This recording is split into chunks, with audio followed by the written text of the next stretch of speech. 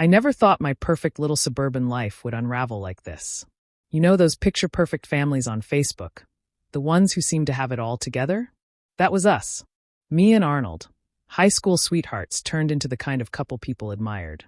We had the house in a quiet neighborhood, weekly date nights, matching Christmas pajamas with our daughter Lily. Predictable? Maybe. But it worked. Even when things between Arnold and me started feeling a little routine, I never questioned our life together. At least, not until Michael came back to town. Michael. The boy who once made my heart race. The boy who was trouble wrapped in charm. The boy I thought I had buried in the past. His return stirred something in me. A flicker of an old fire I hadn't realized was still smoldering.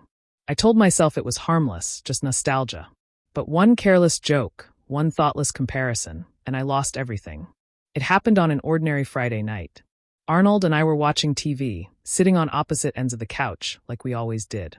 I was half listening, scrolling through my phone, when Michael's name popped up in a group chat. Old friends were reminiscing, talking about how he was back, single, successful, still as charismatic as ever. I smirked, shaking my head. Michael was always just bigger in every way. I didn't mean it the way it sounded. I meant his presence, his energy, how he could fill a room just by walking into it. But the moment the words left my mouth, I felt it. The shift. Arnold went completely still. I looked up and met his eyes. There was no anger, no immediate outburst, just silence, thick and heavy. A moment later, he nodded slowly. "Got it," he said, his voice eerily quiet. Then he stood up and walked out of the room. That was the beginning of the end. At first, I thought he was just upset, that he'd get over it. But something in him had changed. He didn't yell, didn't argue, he just withdrew. He stopped texting me first, stopped kissing me goodbye before work, stopped making little jokes, stopped looking at me like he used to. I thought Arnold was the kind of man who would stay no matter what. I thought his love was unshakable. But the moment I reached for him one night, curling up beside him in bed like always, and he didn't move, didn't turn to hold me, didn't even acknowledge me, I knew. I was losing him, and I had no idea how to stop it. Then came the night he sat me down at the kitchen table. "We need to talk." His voice was calm. Too calm. The kind of calm that makes your stomach drop. I laughed nervously. "Okay, about what?" He took a deep breath, exhaled slowly. "I think we both know this isn't working anymore." Panic clawed at my throat. "Arnold, come on. Don't be ridiculous." It was just a dumb comment. He didn't argue. He didn't even look angry. He just shook his head. "It wasn't just a comment, Riley. It was the truth. You don't respect me. Maybe you never did." His voice wasn't bitter. Just tired. Like he had already made peace with this decision. I tried to reason with him, to remind him of our life, our family. "You're really going to throw all of that away?" He looked at me then, really looked at me. And I saw it, the moment a man stops loving you. "I'm not throwing anything away, Riley. You did." And then he got up, grabbed his keys, and walked out the door. No yelling, no second chances. Just gone. I told myself he'd cool off. That he was overreacting. And if he didn't? Well, maybe I'd find something better. Because Michael was back.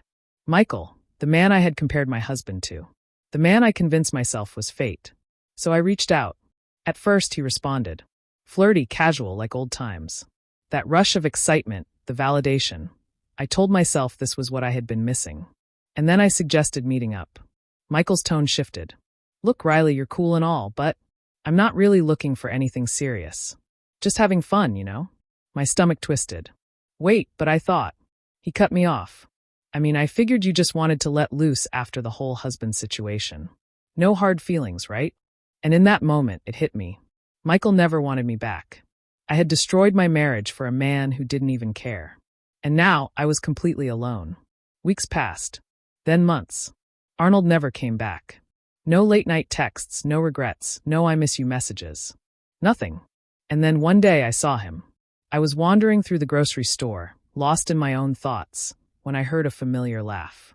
I turned the corner, and there he was. But he wasn't alone. He was pushing a shopping cart, smiling, laughing. And beside him was a woman. Effortlessly beautiful, confident. The kind of woman who looked at him like he was the best thing that had ever happened to her. And the worst part, he looked happy. Happier than I had seen him in years. A lump formed in my throat. This was it. The moment I had been dreading. The moment I realized he wasn't waiting for me. He wasn't coming back. I had mocked him for not being man enough. And now, another woman was loving him in all the ways I never did. And me? I stood there in the middle of the grocery store, gripping a basket full of frozen dinners, realizing I had let the best thing I ever had slip right through my fingers. I don't get a happy ending. I don't get a second chance. Arnold is gone, not just from our house, not just from our marriage, but from my life. And the worst part, he's better without me. I thought I wanted someone stronger, someone louder, someone more. But I failed to see that Arnold was strong all along. Because real strength isn't about being the loudest in the room. It's about knowing when to walk away from someone who doesn't appreciate you. And Arnold, he was strong enough to leave me behind. So if you're listening to this, don't make the mistake I did. Because when you break a man who truly loves you, he doesn't argue. He doesn't beg. He just walks away. And once he's gone, he never looks back. And trust me, regret is a lonely place to live. Goodbye.